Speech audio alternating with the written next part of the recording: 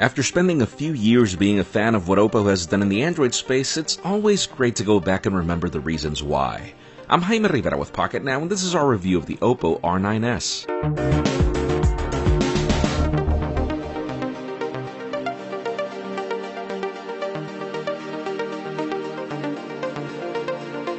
OPPO has spent the last few years leaving a significant dent in the smartphone market, and a lot of it has to do with the quality of its products. The company's R lineup was always meant to defy the odds of smartphone design, and in the case of the r9s, some of this legacy made it, some of it didn't, actually.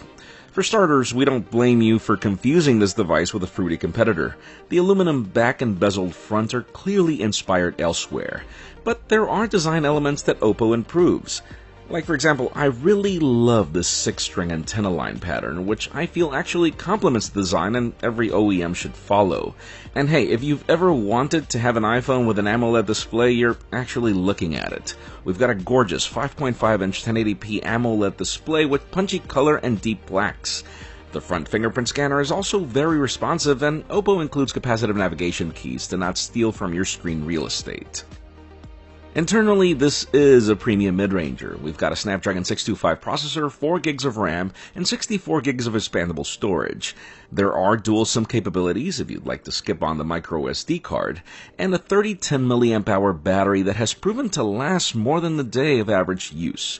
OPPO has also included VOOC rapid charging technology with this device, which far overtakes almost every competitor in charging speeds.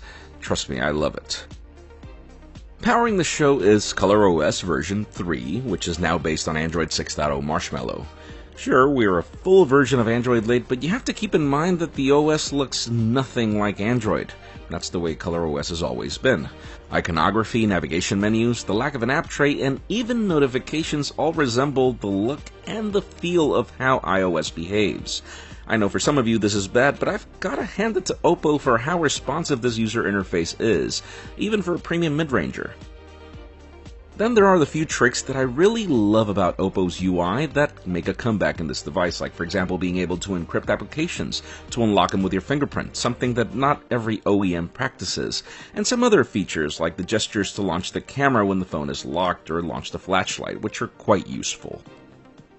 And speaking of the camera, we've actually got a decent combo here of two 16-megapixel shooters, the primary including f1.7 aperture, face detection autofocus, and pixels on the sensor of 1.12 microns. The results are actually very good. OPPO touts that the camera on this phone is great, and I will admit that for a premium mid-ranger, this is probably one of the best that I've seen. I'd probably suggest turning off HDR at night given how slow the camera can be, but even in low-light scenarios, this camera is surprisingly good.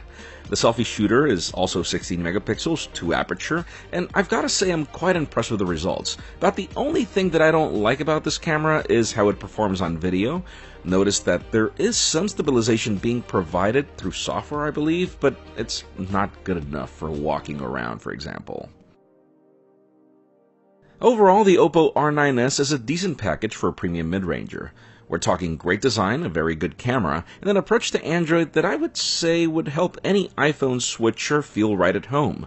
I'd call the price a little steep given how competitors like the OnePlus 3T are very close for this range, but if you're looking for an Android phone that looks and behaves like an iPhone, there is really no better place to go. Honestly, the OPPO r9s is a very good phone. Folks, just like this, we've got more reviews in the pipeline, so make sure you follow us on social media and hit that subscribe button down below for more videos like this one. You can also follow me on Twitter, Jaime_Rivera, or on Instagram at Jaime Rivera. Please give this video a thumbs up if you like what you saw. I am Jaime Rivera. Thank you very much for watching. We'll see you on the next one.